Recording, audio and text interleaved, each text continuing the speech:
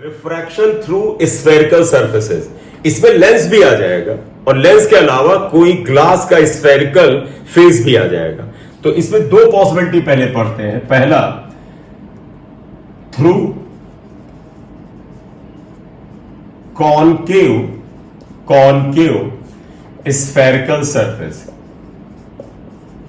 Concave spherical surface, देखो concave spherical surface ऐसे, इसे समझ लीजिएगा बेटा। काफी लोगों से इसमें साइन रूल की प्रॉब्लम आती है। ये ग्लास है बेटा, ये हमने ग्लास लिया। ग्लास रिप्रेजेंट करता है किसी डेंसर मीडियम को, तो ग्लास का मतलब डेंसर मीडियम। और जो डेंसर मीडियम है बेटा, इसका रिफ्रैक्टिव इंडेक्स हम म्यू2 लेते हैं। मतलब यहां पे जो हम फार्मूला यूज करेंगे, म्यू2 is always RI of denser medium. बगैर सोचे समझे डेंसर मीडियम का आप RI मानिए। अब अगर इस ग्लास का कुछ हिस्सा है, देखो ये इतना हिस्सा मैं ऐसे कट करके फेंक दूं, देखो ये कट करके फेंक देता हूं ये, तो देखो बेटा ये जो स्फेरिकल हिस्सा बना, आप देखो इस साइड से, तो ये डेप्थ में है, ये कॉनकेव सरफेस है। इस कॉनकेव सरफेस का इधर का जो मीडियम है रेरर है, और इधर का मीडियम क्या डेंसर है, जिसको हमने म्यू2 से लिया है। फिलहाल हमने ग्लास लिख दिया है।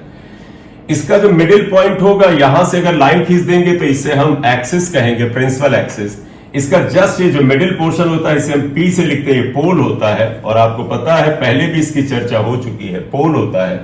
ये बेटा जो स्फेरिकल पोर्शन कट किया है, जिस स्फेयर का पार्ट होता है, मतलब ये किसी स्फेयर का हिस्सा है, उस स्फेयर का जो सेंटर होता है, यहां पर उसे सेंटर ऑफ कर्वेचर कहते हैं। तो C is centre of curvature, centre of curvature. तुमको मैंने पहले भी बताया था, सारी दूरियां पोल से नापी जाएंगी। सेंटर ऑफ कर्वेचर पोल से लेफ्ट में जाने पे मिलता है, तो ये रेडियस ऑफ कर्वेचर आएगा, माइनस में आएगा। क्यों? You are moving from P to C, pole से शुरू करके C पे आएंगे तो लेफ्ट में जाएंगे, ये आएगा। इसके अलावा आप आगे देखिएगा, ये जो इधर का मीडियम है रेरर है, और रेरर मीडियम के जो रिफ्रैक्टिव इंडेक्स को हम हमेशा म्यू1 लिखेंगे। तो म्यू1 is always refractive index of rarer medium. अब आप इसमें कुछ चीजें और समझिएगा, मैं स्फेरिकल पोर्शन ये हटा रहा हूं। मान लीजिए ऑब्जेक्ट आपने ये रखा, ये ऑब्जेक्ट है, पॉइंट ऑब्जेक्ट ले रहा हूं, इसकी इमेज कुछ बनेगी। जैसे एक लाइट रे ये गई, लाइट रे जब यहां से जाएगी रेरर से डेंसर मीडियम, तो किधर मुड़ेगी बेटा? आपको पता है रेरर से डेंसर जाती है तो नॉर्मल की तरफ मुड़ती है। नॉर्मल हमेशा सेंटर ऑफ कर्वेचर से जाता है। आप ऐसे लाइन खींच दो, ये नॉर्मल हो जाता है, ये नॉर्मल आ गया। तो देखो बेटा, जाना था इधर, नॉर्मल की जाना था इधर बेटा, देखो, लेकिन नॉर्मल ये इसकी तरफ बेंड हो जाएगी। तो ये लाइट रे देखो बेटा, ये लाइट रे और एक लाइट रे और ऑब्जेक्ट से दिखा दो, ये ऐसे जा रही है, ये लाइट रे ऐसे निकल जाएगी। इस लाइट रे की कहीं मुलाकात का चांस है? नहीं है। तो आप इसे जब बैकवर्ड प्रोड्यूस करोगे तो इसकी इमेज यहां कहीं बनाएगी। देखो ये इमेज यहां कहीं बनेगी, आएगी। ये वर्चुअल इमेज होगी। जब लाइट रेज की असल में मुलाकात हो तो रियल इमेज, जब वो मिलती हुई नजर आए कि they appear to come from, इसका मतलब है छुप छुप के मिल रही है, इसका मतलब है इमेजिनेशन है, वर्चुअल इमेज बनेगी।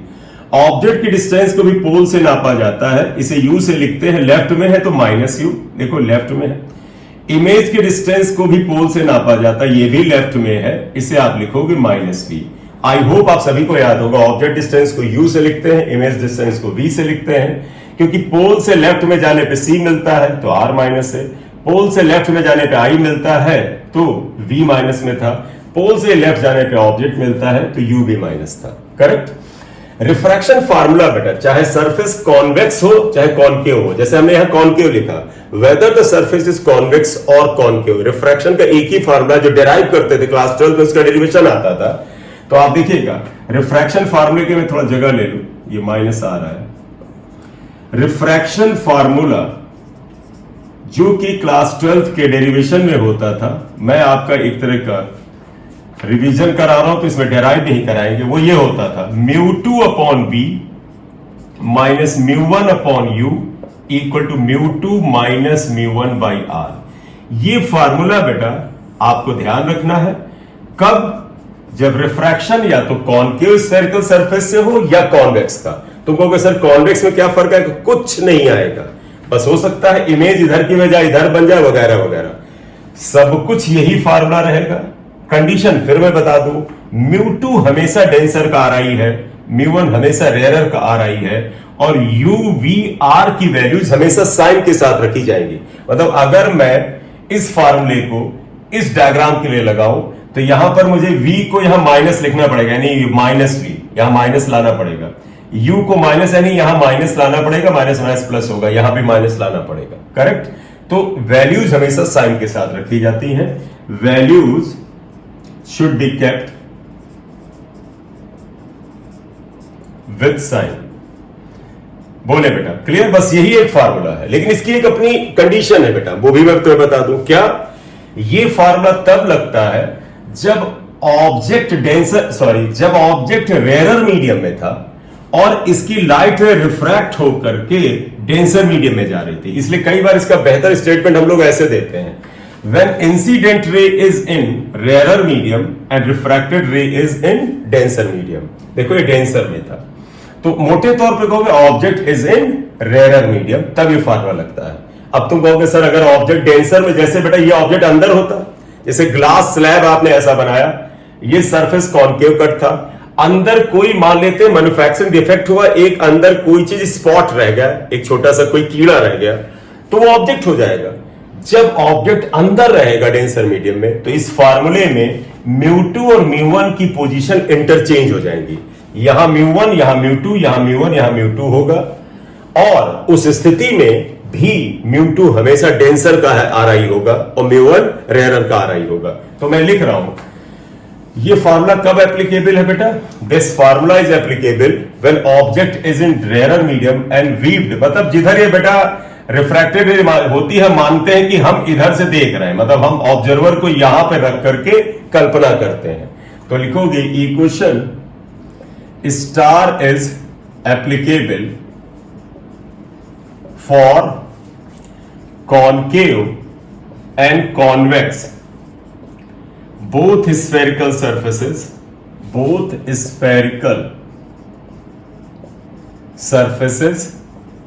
दोनों के लिए लगता है।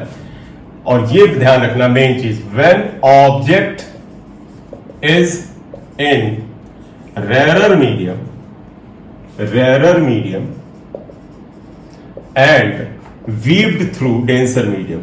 weaved मतलब देखा जा रहा, देखो डेंसर से देखा जा रहा है, डेंसर मीडियम से देखा जा रहा। करेक्ट? नोट में ले लीजिएगा, if object is in denser medium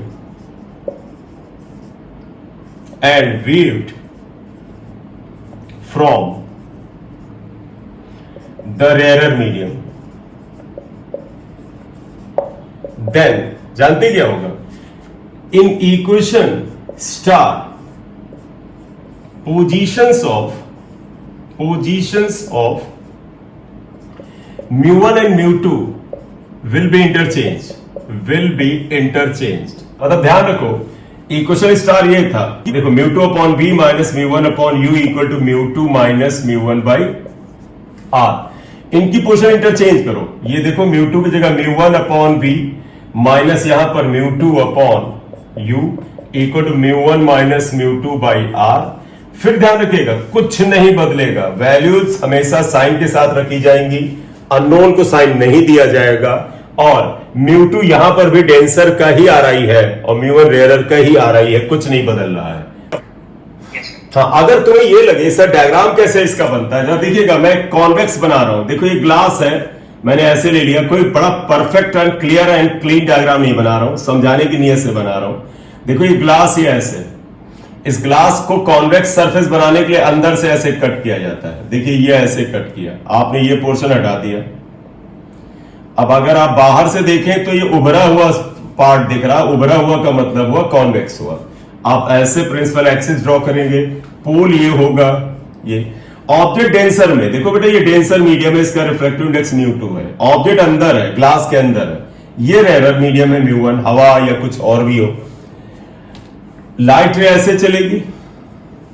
अब पूरा तुम्हें डायग्राम बनाना, देखो बेटा ये जिस स्फेयर का पार्ट है, आप गौर से देखो, ये जिस स्फेयर का पार्ट है, ये इस स्फेयर का सेंटर इधर कहीं होगा।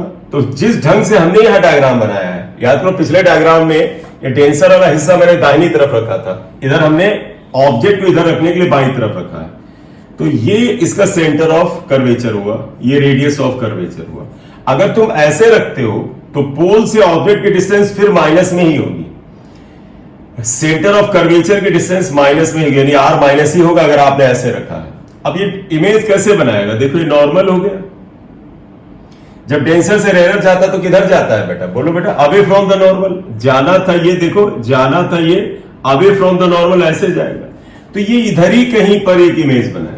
लेकिन बेटा ऑब्जेक्ट डेंसर में है, देखा रेयर से जा रहा है, या दूसरा तरीका इंसिडेंट रे डेंसर मीडियम में है, रिफ्रैक्टेड रे रेयर मीडियम में है, तो ये वाला फॉर्मूला लगेगा।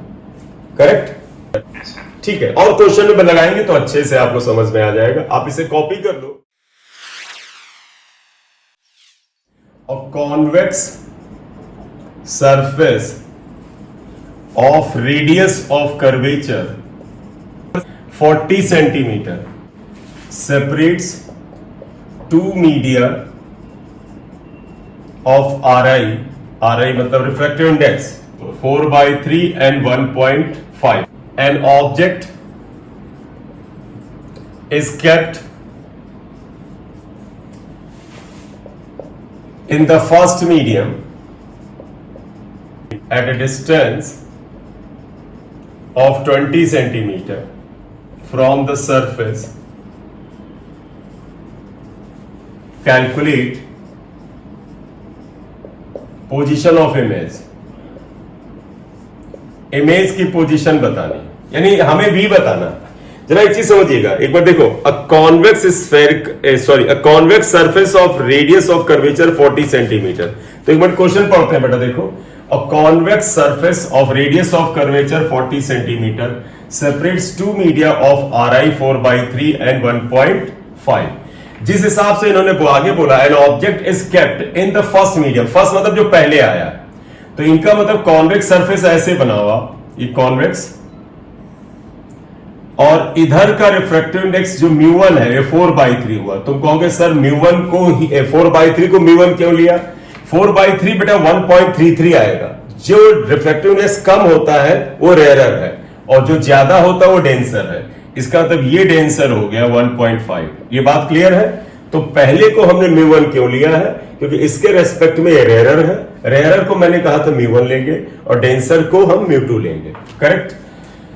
रेडियस ऑफ कर्वेचर बेटा आप खुद देखो, ये जब सरफेस कॉन्वेक्स है तो इस स्फेयर का जिसका ये हिस्सा है, देखो ये जिस स्फेयर का हिस्सा है, इसका सेंटर दाहिनी तरफ होगा, और पोल से इसकी दूरी जो आएगी, तो रेडियस ऑफ कर्वेचर दाहिनी तरफ आएगा, यानी +40 आएगा।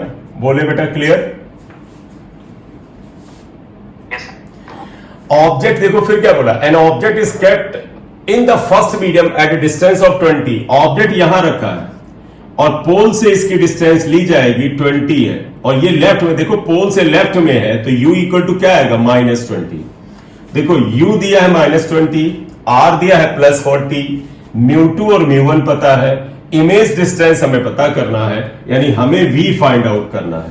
बताइएगा, पहले तो ये चेक कर लिया करो, ऑब्जेक्ट डेंसर में है कि रेयरर में है? रेयरर में है, तो पहला वाला फॉर्मूला लिखेंगे, since object is in rarer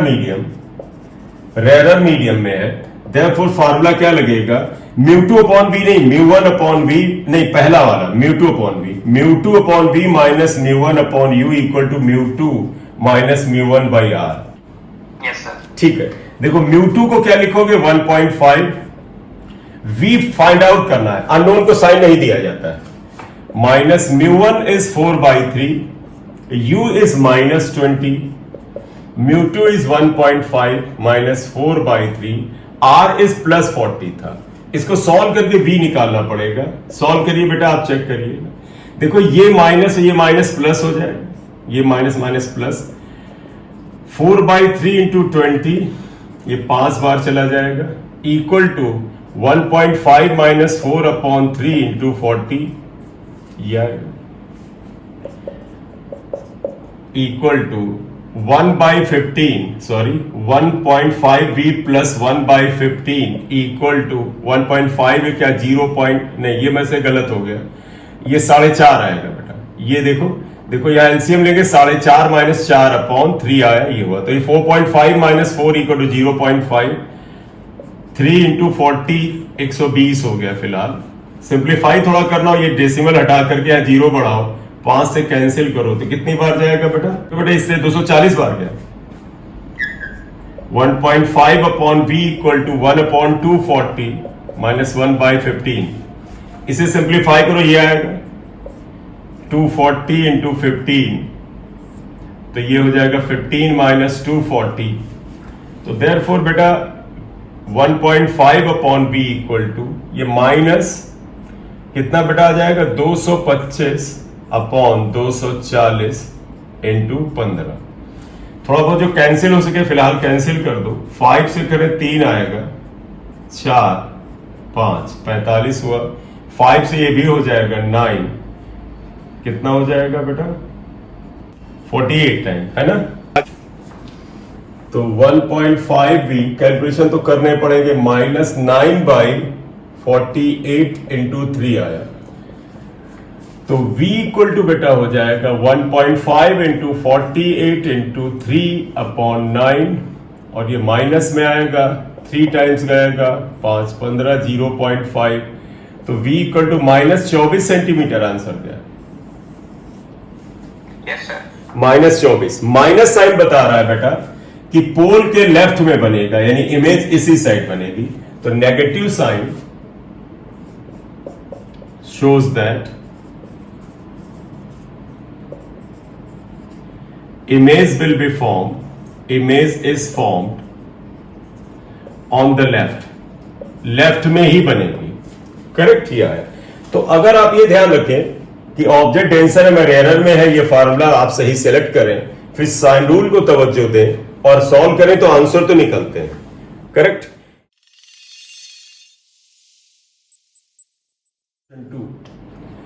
In a thin spherical fish bowl of radius 10 centimeter filled with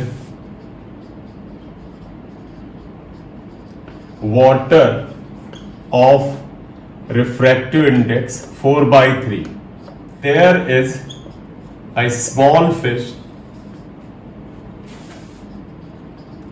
at a distance of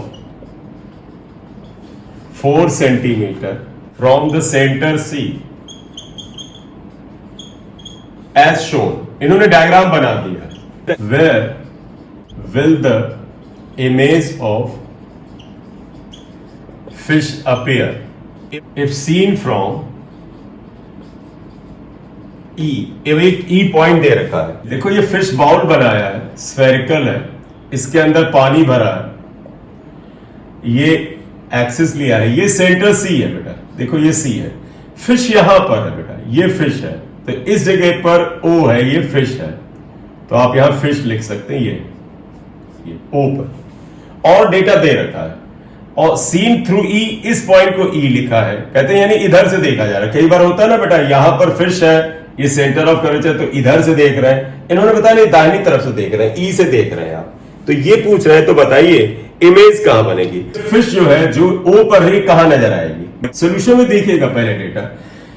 in a thin spherical, सबसे पहले एक बार क्वेश्चन फिर से पढ़ लेते हैं। देखो बेटा, in a thin spherical fish bowl of radius 10 centimetre, ये जो फिश बाउल है इसका रेडियस 10 सेंटीमीटर है, filled with the water of refractive index 4/3, इसके अंदर जो वाटर है, और वो बेटा डेंसर हुआ मीडियम, वाटर को डेंसर को μ2 से लिखोगे 4/3 आएगा।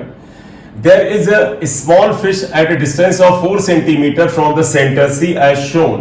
Where will the image of the fish appear if seen from E? अगर आप इधर से देखें तो जो फिश यहां पर, इसकी इमेज कहां दिखेगी बेटा? C से इसकी डिस्टेंस 4 है, ये 4 सेंटीमीटर है, 4 सेंटीमीटर। तो ये डिस्टेंस देखिएगा बेटा फिश की 4। अब आप समझिएगा सारी डिस्टेंसेस यहां E से नापी जाएंगी, तो O की डिस्टेंस क्या आएगी बेटा? इसका रेडियस ऑफ कर्वेचर कितना है? देखो बेटा सारा कुछ यहां से नापोगे E से, सेंटर इसका E के लेफ्ट में है, तो आप बताइएगा रेडियस ऑफ कर्वेचर जो 10 सेंटीमीटर है वो माइनस होगा कि प्लस होगा? माइनस होगा, क्योंकि E के लेफ्ट में है, तो -10 सेंटीमीटर। देखो बेटा, ये यहां से यहां तक 10 है और ये 4 है, तो ये डिस्टेंस 6 हो जाएगी, ये 6 हो जाएगी, और ये ऑब्जेक्ट डिस्टेंस है। तो यहां बताइएगा u इक्वल टू कितना हो जाएगा? ये ऑब्जेक्ट डिस्टेंस 10 में से 4 को माइनस करेगा, -6 होगा ना बेटा? v पता करना है। अब मुझे एक चीज बताओ, ऑब्जेक्ट डेंसर में है कि रेयर में है? डेंसर में है। तुम कहोगे फिर हाँ डेंसर में है बेटा, और बाहर वाला रेयर मीडियम ये एयर है, इसका अपने आप रिफ्लेक्टिव इंडेक्स mod 1 मान लो, क्योंकि ये एयर है, अंडरस्टूड बात है। जब ऑब्जेक्ट डेंसर में होता है तो सेकंड वाला फॉर्मूला लग रहा है, since object is in denser medium. बेटे समझिएगा, डेंसर मीडियम, तो फार्मूला याद है, μ2 अपॉन v की जगह μ1 अपॉन v आया था, minus μ2 upon u equal to μ1 minus μ2 by r, ये लगेगा। μ1 इज 1, ये रखते हैं, v इज टू डिटरमिन, जो डिटरमाइन करना है उसको साइन नहीं देते हैं, minus μ2 is 4/3, u is how much बेटा? u इज 6 बट -6, आप इसे -6 रखें। μ1 इज 1, μ2 इज 4/3, r इज -10, -10 आएगा। तो देखिए 1/v, ये अगर आप रखें तो ये बेटा माइनस माइनस प्लस हो जाएगा, 4/3 इंटू 6, 2 3 इक्वल टू, ये बेटा 3 गया, 3 माइनस 4 अपॉन 3 इंटू -10 आएगा, ये आता है। यहां पर देखिए 1 upon v plus 2/9 equal to, यहां -1, अब ये -1 आएगा और ये माइनस बेटा 30, तो एक तरह से प्लस हो गया ये। तो आगे अगर थोड़ा सा यहां पर कैलकुलेशन लें तो देखो 1 अपॉन v क्या आ जाएगा? देखो 1 अपॉन v इक्वल टू, ये बेटा माइनस माइनस कैंसिल होगा, 1/30 हुआ, और ये 2/9 राइट में चला जाएगा, 2/9 आएगा। तो ये एलसीएम आप सीधे 30 इंटू 9 ही ले लो, तो ये 9 माइनस, देखो बेटा यहां क्या आ जाएगा, 9 3 60 आएगा। तो 1 upon v equal to -51 upon 30 into 9 आएगा। तो v आप निकाल दो, इसको मैं यहां हटा रहा हूं थोड़ा सा, आप इसे कैलकुलेट करें तो देखिए v इक्वल टू हो जाएगा -30 इंटू 9 अपॉन 51। अब इसे सिंप्लीफाई करो आप, 3 9 क्या होता है, 270 अपॉन 51। बेटा देखो इसको निकालो, 270 अपॉन 51 कितना आ जाता है? 5 से ज्यादा ही जा रहा, ये आएगा -5 पॉइंट, अगला डेसिमल का प्लेस बता दो बेटा, 29, तो 5.29 सेंटीमीटर। इसका तो v equal to -5.3 centimetre, minus sign बताता है इसकी इमेज इधर ही बनेगी। और आप ये डिस्टेंस निकाल कहां से रहे हो बेटा? आप v निकाल ले रहे हो, ये डिस्टेंस e से आ रही है, तो e से जो ऑब्जेक्ट 6 सेंटीमीटर की दूरी पे था, e से जो फिश 6 सेंटीमीटर की दूरी पे थी, वो वास्तव में -5.3 सेंटीमीटर में नजर आएगी, यानी अंदर ही थोड़ा नजदीक नजर आएगी।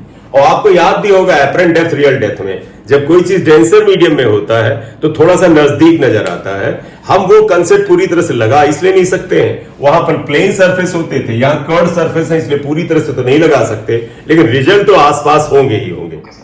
ठीक है बेटा, चलिए बेटा, good night, thank you very much, good night बेटा।